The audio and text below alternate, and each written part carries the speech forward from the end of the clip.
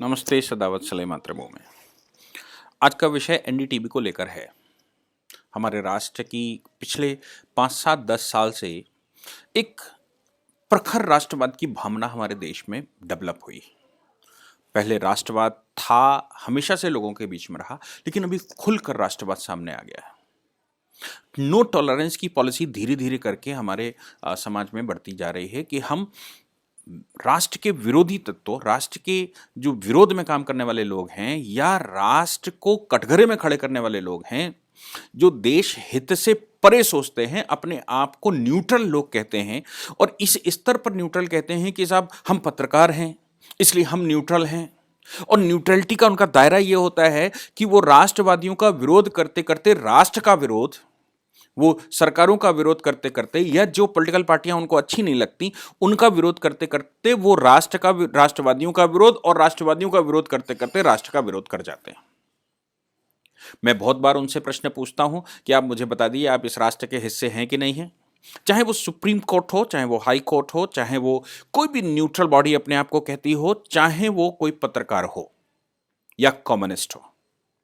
Communist कहते हैं सारा वर्ल्ड वसुधैव कुटुंबकम, और पत्रकार कहते हैं हम तो विश्व समुदाय के हैं, हम तो हमारा तो लिंग ही तीसरा है। लिंग से मतलब जैसे हमारे यहाँ पुरलिंग, स्त्रीलिंग, शिवलिंग, वैसे ही एक पत्रकार लिंग, तो हमारा तो एक पत्रकार लिंग ही अलग है। हम चौथे प्रकार के पत्रकार हैं, चौथे प्रकार के लोग हैं। इसलिए हमसे ये अपेक्षा न की जाए कि हम राष्ट्र के लिए कुछ करेंगे। राष्ट्र विरोधी तत्वों को भी हम मुखर होकर उनका फेवर करेंगे। राष्ट्र विरोधी जितने भी होंगे उनको भी प्लेटफॉर्म मिलना चाहिए। ऐसे कुछ पत्रकारों का भी स्वभाव है, कुछ जजेस का भी यही स्वभाव है, कुछ ट्रिब्यूनल्स का भी यही स्वभाव है। मेरे से भी लोग कहते हैं कि आप एक एडवोकेट हैं, एडवोकेट को न्यूट्रल होना चाहिए। आप एक अध्यापक हैं, आपको न्यूट्रल होना चाहिए। मैं न्यूट्रल हूं, लेकिन राष्ट्रपक्षी हूं, राष्ट्रद्रोही नहीं। इसलिए राष्ट्रपक्षी होने के नाते इस राष्ट्र को बचाना, इस राष्ट्र की चिंता करना, इस राष्ट्र को जैसा है वैसा बनाए रखना या इसको सुधारना और परम वैभव की तरफ ले जाना मेरी नहीं, हर एक भारतीय की जिम्मेवारी है, चाहे वो किसी भी कास्ट, रिलीजन या समुदाय का व्यक्ति हो। वो कोई भी प्रोफेशन अपना सकता है, वो पत्रकार हो सकता है, वो जज हो सकता है, वो वकील हो सकता है, वो अध्यापक हो सकता है, वो डॉक्टर हो सकता है, वो इंजीनियर हो सकता है, वो कोई भी हो सकता है, मजदूर से लेकर और चीफ जस्टिस तक। इन सब की जिम्मेवारी एक है कि वो राष्ट्र को कैसे परम वैभव की तरफ ले जाएं। लेकिन जो पत्रकार अपने आप को न्यूट्रल बताने की कोशिश करते हैं वो राष्ट्र के विरोध में किसी हद तक चले जाते हैं। ऐसी पत्रकारिता में एनडीटीवी भी शामिल है। और ऐसा कहा लोग कहते हैं, देश भर में इस तरह का आह्वान होता है कि एनडीटीवी नेगेटिविटी लेकर आता है। एनडीटीवी हो गया, इंडियन एक्सप्रेस हो गया, द हिंदू हो गया, ये कहते हैं कि हम एंटी स्टैब्लिशमेंट है। स्टैब्लिशमेंट तो हमारा ही है। आप एंटी स्टैब्लिशमेंट है तो क्या डी स्टैब्लिश करना चाहते हैं भारत को? आपके अगर कहना यह है कि हम एंटी स्टैब्लिशमेंट हैं, हम एंटी नेशनल नहीं हैं, तो क्या स्टैब्लिशमेंट नेशन का नहीं है? ये बहुत सारे प्रश्न हैं जिनके जवाब उनके पास नहीं होते। लेकिन जनता रिएक्ट करती है कॉन्स्टिट्यूशनली, सरकार रिएक्ट नहीं कर सकती। हमको याद होगा कि एनडीटीवी के अगेंस्ट में एक दिन का वैन सरकार ने लगाया था। उस वैन को लेकर सुप्रीम कोर्ट गए थे। वो वैन आज भी बरकरार है, बस इतना सा है कि उसको फिलहाल इंप्लीमेंट करने से सस्पेंड कर दिया गया था, यानी कि वो सस्पेंडेड है, केवल अभी वो खत्म नहीं हुआ। विरोध करते करते इस स्तर पर हमारे यहाँ की पत्रकारिता पहुंच गई कि कठुआ कांड में, जब कठुआ गैंग रेप हुआ, तो उस कांड में लड़की की फोटो दिखाना, लड़की का विक्षिप्त शरीर दिखाना, क्योंकि ये बताने की कोशिश की जा रही थी कि इस मामले में हिंदू मंदिर में एक मुस्लिम लड़की को हिंदुओं ने रेप किया। विरोध इस स्तर पर पहुंचा कि उसकी फोटो और जितना उसकी छीछालेतन कर सकते थे वो करा। हमने दिल्ली हाईकोर्ट को लिखा। दिल्ली हाईकोर्ट ने 11 चैनलों पर 30-30 लाख रुपए की पेनल्टी लगाई। एनडीटीवी सबसे आगे आया, उसने कहा कि कुछ हमारा मदद करिए या हम अभी कुछ जमा कर दें, तो 10 लाख 11 लाख रुपए कुछ करके हुआ। उन्होंने कहा हम जमा कर देते हैं, आप हमें माफ करिए। ऑनरेबल कोर्ट ने कहा कि माफी के लिए ये पैसे नहीं जमा हो रहे, ये सिक्योरिटी के लिए जमा हो रहे, इसलिए मुकदमा तो चलेगा। वो मुकदमा आज भी चल रहा है। यहां तक कि ईश्वर की कृपा देखिए कि कठुआ कांड में जो जजेस थे कठुआ कांड में जब केस ट्रांसफर किया गया और केस ट्रांसफर करके पंजाब में लाया गया, तो उसमें जो जजेस थे और उन्होंने वो चार्ज बरकरार रखे जो सरकार ने लगाए, वो आज टर्मिनेट हो चुके हैं। ईश्वर की कृपा है, भगवान ने स्वयं तय किया।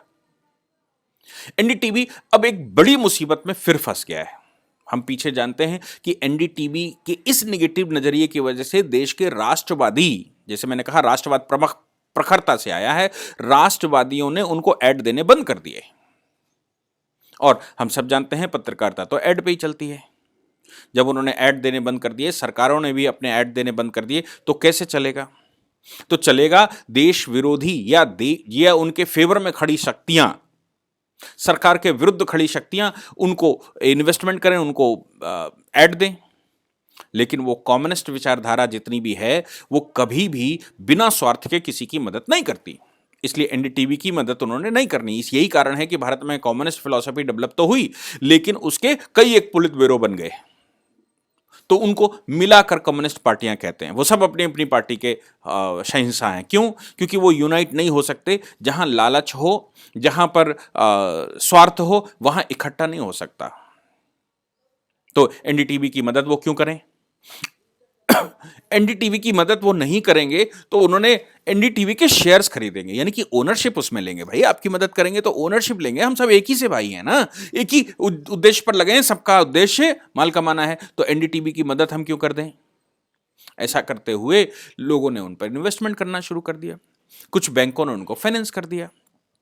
आईसीआईसीआई बैंक से एक बड़ा फाइनेंस उनके पास आया और आरआरपीआर होल्डिंग प्राइवेट लिमिटेड और कुछ कंपनियां और वीसीपीएल, इन्होंने उनको फाइनेंस कर दिया।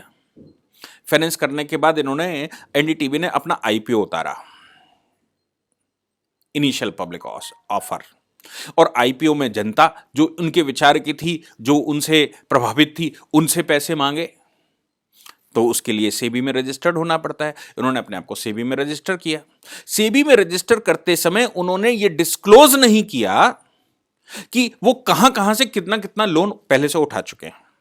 और सेबी के नियमों में ये साफ गाइडलाइन है कि आपको ये बताना पड़ेगा कि आपने कितना पैसा कहां से उठाया है, आपकी फाइनेंशियल स्थिति क्या है, आपकी बैलेंस शीट क्या कहती है।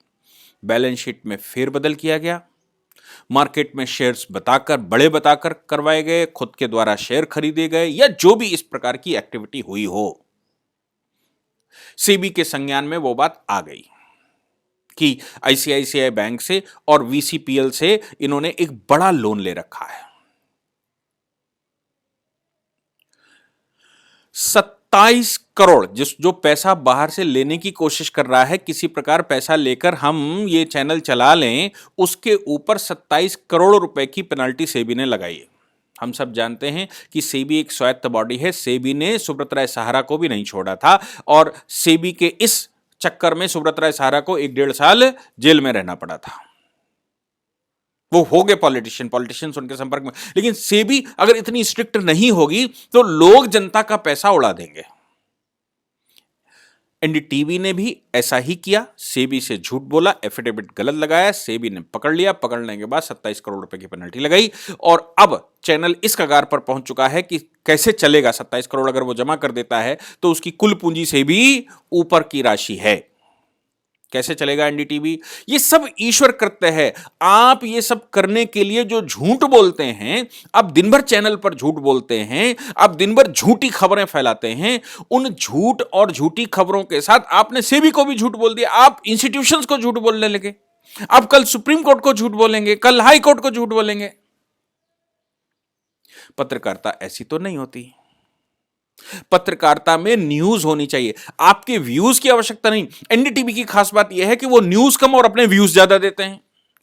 देश के विरुद्ध, इस्टेब्लिशमेंट के विरुद्ध जो लोग बोलने वाले हैं उनको गेस्ट बुलाते हैं, उनके साथ भाषणबाजी करते हैं, और खुद भी रवीश कुमार जैसे लोग उल्टे सीधे भाषण देते हैं, देश भर में भाषण देते हैं।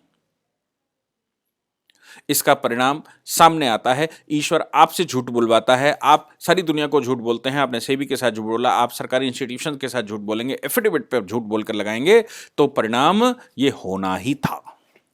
इसलिए एनडीटीवी को शुभकामनाएं। और एनडीटीवी के लिए ये भी है कि उनके लिए प्रार्थना भी करनी चाहिए, ये सोचकर कि एनडीटीवी अगर झूठ नहीं बोलेगा तो राष्ट्रवादी इकट्ठे कैसे होंगे, क्योंकि एनडीटीवी जैसे चैनल या इस तरह के जो चैनल जो जो बहुत सारी झूठी खबरें फैलाते हैं या अपने न्यूज की बजाय अपने व्यूज ज्यादा देते हैं और वो व्यूज एंटी एस्टेब्लिशमेंट की तरफ जाते हैं, सिस्टम के विरुद्ध में जाते हैं, तो ऐसे लोगों को साधुवाद। अगर ऐसे लोग नहीं होंगे तो राष्ट्रवादी इकट्ठे नहीं हो सकते, बहुत मुश्किल काम है उनको इकट्ठा करना। मोदी के सबसे बड़े सहयोगियों के रूप में एनडीटीवी ही है, इसलिए मोदी सहयोग जाने में करे या अनजाने में करे, मोदी सहयोग के लिए उनका धन्यवाद और राष्ट्रवादी को इकट्ठा करने के लिए धन्यवाद। लेकिन आप सरकार के साथ खेलेंगे, आप सिस्टम के साथ खेलेंगे, एफिडेविट झूठे लगाएंगे, तो ये तो होना ही था। Thank you very much.